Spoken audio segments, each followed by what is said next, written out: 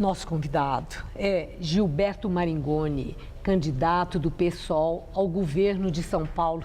Muito obrigada. Logo que o senhor chegou, eu falei, nós sentimos falta da sua campanha, porque pela Justiça Eleitoral houve direito de resposta. O senhor saiu mais cedo do ar, no horário eleitoral.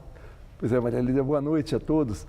A gente perdeu os nossos 49 preciosos segundos de tempo do último dia do horário, que era programa de despedida, era um programa mais solto, por força de um pedido do governador Alckmin junto ao TRE para tirar o nosso programa por um direito de resposta. Eu não sei o que ele ganha com isso, mas os nossos 49 segundos fizeram falta para dar aquele fecho numa campanha que eu gostei muito.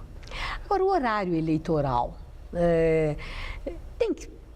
é necessário uma revisão, não apenas para candidatos majoritários, essa questão da desigualdade do tempo, mas também para os candidatos ao legislativo, que beira o grotesco aquilo que a gente fica assistindo. O cidadão mal tem tempo para dizer o nome dele, muito menos o que ele pretende com aquela candidatura. Mas, Lídia, eu penso duas coisas. O horário eleitoral é necessário. Os Estados Unidos até aí sim, não mas tem desse horário jeito eleitoral e que banca o horário na televisão quem tem mais dinheiro. Isso seria muito ruim aqui.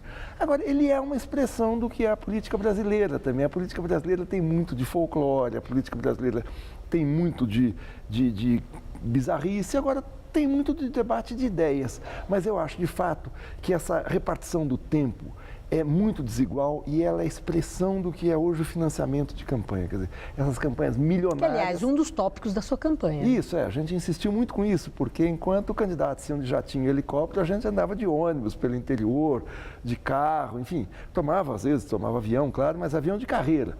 Então, ele é a expressão da desigualdade, da simetria que são as campanhas hoje.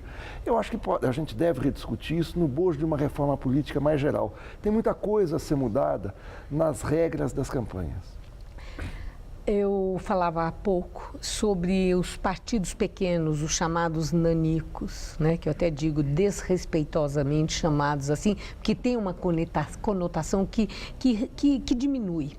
Mas qual foi a contribuição dos partidos pequenos, no seu entender, nos debates, durante a campanha? Eu falava na campanha que eu achava muito engraçado eu ser chamado de nanico, porque eu tenho 1,90 m, eu sempre tive na escola apelidos, pirulão, não sei o que lá, aquele negócio de você ser muito grande. Agora, a contribuição fora do folclore, da piada dos nanicos, é a seguinte: existem partidos de todo tipo. Essa história de legenda de aluguel e achar que esses são os nanicos, não. Aluguel de legenda existe em qualquer partido. Eu acho que os partidos menores, eles são variados, eles estão em todo o espectro eleitoral. Eles são a expressão da sociedade. As pessoas falam, é preciso limitar o número de partidos. Sim, mas como é que você vai fazer isso sem restringir o direito de expressão de facções na sociedade? Porque, claro, existe gente que está lá a fim de fazer negócio.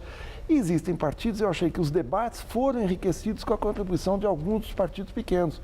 Eu achei que o candidato Laércio Benco deu uma grande contribuição ao debate, com colocações aqui em São Paulo muito boas. Ele fez um questionamento para o Paulo Scaff, para o candidato Scaff, no primeiro debate, que foi fatal para o Scaff. Scaff, em quem você vai votar para presidente? A gente sabe que o Scaff tentou desvincular a imagem dele, apesar de ser do PMDB, da base de apoio do governo, da presidenta Dilma. E ele ficou numa saia justa, dizendo que iria votar no Michel Temer, e o Benco escancarou essa contradição da campanha. Aliás, para Scaff isso aí deve ter sido doloroso, porque essa saia justa foi em relação também ao partido dele, ao PMDB. Ele certamente se indispôs, foi dito até que iria arcar com as consequências daquela insubordinação, digamos. Não é só insubordinação. Né? Em querer mostrar que o PT em São Paulo era adversário. Isso. Porque aquilo é uma coligação entre o PMDB e o PT, não é uma coligação artificial. O PMDB está com o PT desde o segundo governo Lula, tem a vice-presidência da República, compõe a base da Câmara, tem a presidência do Senado e da Câmara. Então, o que o Scaff fez foi, em certa medida, um artificialismo na política que criou saias justas internamente ao PMDB, como você fala, e com a coligação com o PT. Ele ficou numa situação, e o Bengel conseguiu pegar. Muitas vezes esse é o tipo de intervenção que um partido menor consegue fazer, porque não tem aquela série, aquela teia de interesses e de acordos feitos com os partidos maiores. Eu procurei fazer isso também em várias oportunidades. Na questão do financiamento de campanha, nós não temos financiamento de grandes empresas. Não é só porque nós não temos porque somos pequenos. A gente acha que essa maneira de financiar a campanha, em que uma empreiteira vem e banca a minha candidatura, e se eu for eleito, eu tenho que dar obras para ela, obra de metrô, de avenidas, de estradas, é um toma lá da cá nocivo para a democracia. O cidadão tem que saber em quem está votando e quais são os interesses que defende cada candidato. Agora, o PSOL. O pessoal faz sempre questão de ter candidato próprio e representar o pensamento da esquerda, da chamada esquerda. No seu entender, o pessoal saiu dessa eleição maior do que entrou ou saiu do jeito que entrou? A gente tem várias maneiras de avaliar o maior do que entrou, o menor do que entrou. Uma delas é a gente ver numericamente como é que vão ficar os nossos votos. A gente espera crescer a nossa bancada de deputados estaduais e federais. Essa é uma aferição. Mas nas pautas que foram colocadas na campanha, não só aqui em São Paulo, mas no Rio de Janeiro, no Paraná, no Pará, em outros estados, eu acho que para a presidência também? E para a presidência, exatamente. E para a presidência, a gente conseguiu colocar pautas que não estavam na agenda eleitoral. Quais são essas pautas? A questão do financiamento de campanha, a questão da privatização, quer dizer, o resultado final das privatizações, e não é discutir ideologicamente privatização, não, que seria uma discussão muito chata nas eleições, mas qual é o problema de investimento da Sabesp? Tem a ver com o fato de metade dela ter sido vendida. A questão dos direitos LGBT, dos direitos homossexuais, deixou de ser uma pauta tida como comportamental e passou a ser uma pauta política central de direitos humanos. Você não pode discriminar ninguém, seja por cor, etnia, seja por classe social, seja por religião, seja por orientação sexual. Enfim, não pode haver discriminação. Todos são iguais perante a lei. E essa pauta entrou politizada na questão. Isso foi muito bom. E isso, o grande mérito foi a Luciana Genro ter colocado isso com muita força nos debates. Em São Paulo, o candidato do PT, Padilha, não teve aquele desempenho que se imaginou que Lula conseguiria, considerando o empenho que ele teve na campanha do Padilha. Do Haddad? Está dizendo? Não, Padilha agora. Do Haddad teve, tanto que elegeu o homem, está lá. Estou falando do Padilha agora, que teve um crescimento, é verdade, mas não correspondeu ao que se esperava.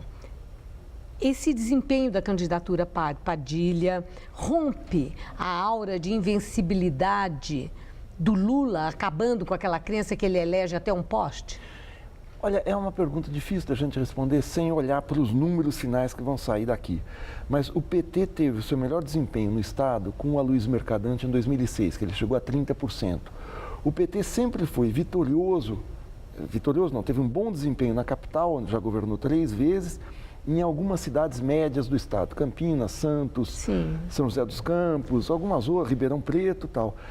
Mas na composição geral, o Estado de São Paulo nunca elegeu um governante do PT ou um governante de centro-esquerda.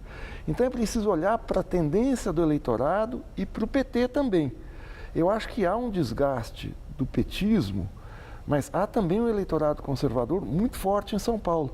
Tanto que se a gente compara a votação do Alckmin com a votação do Aécio e da Marina somadas, elas são quase iguais. Eu via isso nas intenções de voto, nas pesquisas de intenção de votos. Então, existe um eleitorado conservador mais ou menos consolidado que perfaz metade do eleitorado paulista. Aí o SCAF, o PT e os outros partidos pequenos, nos quais o PSOL se encaixa, fazem parte dessa oposição ao Alckmin, cujo espectro vai do centro até a esquerda. Então, eu acho que tem uma consolidação conservadora em São Paulo, que pode mudar aqui. Estou dizendo, isso é o retrato dessa eleição. Marina Silva. O fenômeno Marina Silva, que num certo momento deu um susto muito grande em Aécio e também trouxe alguma insegurança para a Dilma, que estava confortavelmente à frente. Depois houve aquela reversão e Marina começou a perder voto progressivamente. O que aconteceu de fato? Ela foi abatida pelos ataques? Ou Marina, no seu discurso, na estrutura do seu partido, do partido que dava sustentação a ela, dos partidos, ficou fragilizada e aí não teve sustentação? Eu acho que a Marina fez um determinado tipo de mudança ao longo da campanha que exibiu fragilidades nas suas concepções programáticas que foram aproveitadas pelo PT. O que a Marina fez, a Marina tem uma história edificante, admirável. Não é isso que está em pauta. Está em pauta o seguinte, ao longo de... Ela entrou na campanha dia 14 de agosto, no dia seguinte à morte do Eduardo Campos. As eleições foram hoje, dia 5 de outubro. Então, são menos de 2, são 50 dias. Ela fez mudanças em 50 dias programáticas na questão dos homossexuais, na questão dos transgênicos. Quer dizer, mudanças. Ela mudou o discurso, mudou o discurso do que estava dizendo. São mudanças que você pega o Lula dos anos 80 e o Lula de hoje, ele mudou muita coisa radicalmente. Mas ela fez uma mudança em muito pouco tempo. É como se ela faz 3 ou 4... Não foi bem isso que eu disse, era exatamente assim? Foi 3 ou 4 piruetas num espaço de tempo muito curto. E não foi compreendida pelo eleitor. Nós não falamos sobre debates. Estávamos agora há pouco, né? Você me falou sobre a questão de debates. Houve uma diferença, né? No último debate, aquele engessamento tão costumeiro foi quebrado. Houve um avanço. Podemos dizer que debate tem que ser por ali, aquele cara a cara, aquela coisa frente a frente, em que de fato os candidatos se enfrentam. Você está falando do debate presidencial. Né? Presidencial, último presidencial, porque o pré-governo de Estado obedeceu o mesmo modelo. Obedeceu o mesmo modelo. Engessado. A sensação que a gente tem, pela primeira vez fui candidato majoritário, a sensação que você tem quando vai ao debate, primeiro é uma tensão muito grande nos dias que precedem o debate, os treinamentos, você se enquadrar no tempo, perguntar em 30 segundos, responder em 1 minuto e meio. Criar cenários, né? Criar cenários, saber o que vão te perguntar, não cair em pegadinha, não cair em casca de banana, isso é muito sério. E os debates aqui foram feitos, cada candidato ficava no seu púlpito olhando para a câmera. Claro, recebia perguntas. Aquele formato é um formato que aumenta a tensão entre os candidatos, porque te coloca cara a cara e chegou ao ápice no embate entre a Luciana Genro e o Aécio Neves. Aquele dedo em risco. Que o dedo em risco, Luciana, não levanta esse dedo para mim. Então, isso contribui para que o debate seja mais quente. Porque, no geral, o formato dos debates, com esse tempo muito escalonado, ele tende a dar uma esfriada e os sorteios de temas, muitas vezes, amarram o debate. Por exemplo, aqui em São Paulo, a gente não conseguiu ter 2 temas que eram centrais. A crise das universidades, a questão dos direitos dos homossexuais não estavam na pauta. Eu introduzi ali meio que de contrabando numa resposta. Então, os debates, a gente tem que descobrir uma maneira deles respeitarem o tempo, porque você não pode fazer um debate mais como se fazia nos anos 80, que os tempos eram longuíssimos, ele fica pouco televisivo, pouco atraente para o espectador, ao mesmo tempo sem amarrar, sem engessar. Essa saída do debate presidencial foi interessante. Ele ficou mais nervoso, positivamente falando no nervoso. E podemos dizer que os candidatos, talvez por esse componente da emoção, ficaram menos artificiais. Exato. Né? Em função do treinamento, da orientação do marketing de cada um. Né? Exatamente. O debate é aquele lugar onde o marketing não vale. Você está cara a cara com o seu oponente com o mesmo tempo. Por isso até que os candidatos evitam. Aqui em São Paulo, a gente já comentava com você agora, o da Gazeta foi derrubado, parece que o governador Alckmin não quis vir, o da Rede TV também não aconteceu e o que a TV Cultura ia fazer também não ocorreu por ausência dos principais candidatos, do Alckmin, do Scaff, me parece que foi mais do Alckmin. E foi muito ruim não haver. E esse embate a quente foi muito bom porque fugiu um pouco disso. Eu me lembro que o Aloysio Biondi, o grande jornalista que morreu em 2000, ele dizia, eu trabalhei com ele dizia o seguinte, campanha eleitoral fica bom quando você tem uma certa abaixada do nível, mas ele não falava abaixada do nível para xingar, quando dá uma esquentada. Porque quando esquenta, você sai do script e você é mais espontâneo. Isso aconteceu no debate da Globo, achei que foi no presidencial, não no estadual. Agora, imagina a tensão dos candidatos. Bom, eu não posso deixar de perguntar para o senhor sobre a moçada, os jovens.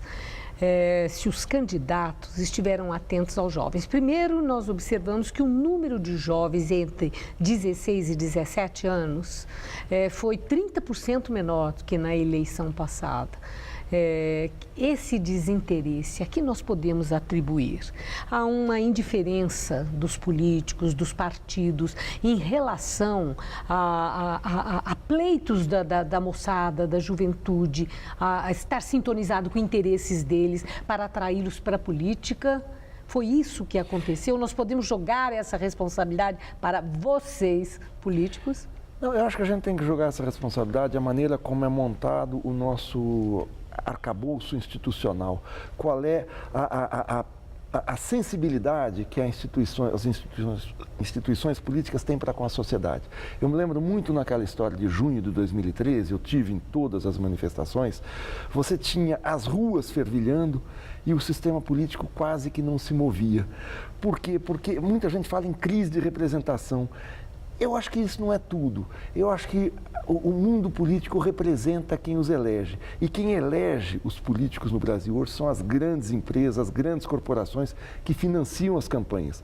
E nisso, representantes e representados estão muito bem. Os interesses das empreiteiras, dos bancos, das grandes corporações estão bem representados nos governos federais, na Câmara e tal. E os jovens têm essa percepção? Tem de uma maneira intuitiva e cada vez mais clara. E isso suscitou desinteresse. Agora, essa eleição, especialmente a presidencial, nas últimas semanas ela foi extremamente politizada. E os jovens, teve uma pesquisa do Datafolha que mostrava que o Eduardo Jorge e a Luciana Genro galvanizaram as opiniões dos jovens. Eu vejo minha filha, tem uma filha caçula de 15 anos, na escola dela todo mundo ficou eletrizado nos últimos dias das eleições, justamente por esse atrito que houve no final, essa campanha polarizada no plano federal. E as campanhas estaduais, isso que é curioso, não só em São Paulo, mas em quase todos os estados, ficaram num segundo plano diante do enfrentamento federal. Agradeço muito sua entrevista. Obrigadíssimo. Uma boa noite, muito obrigada, professor. Obrigado, boa noite a todos.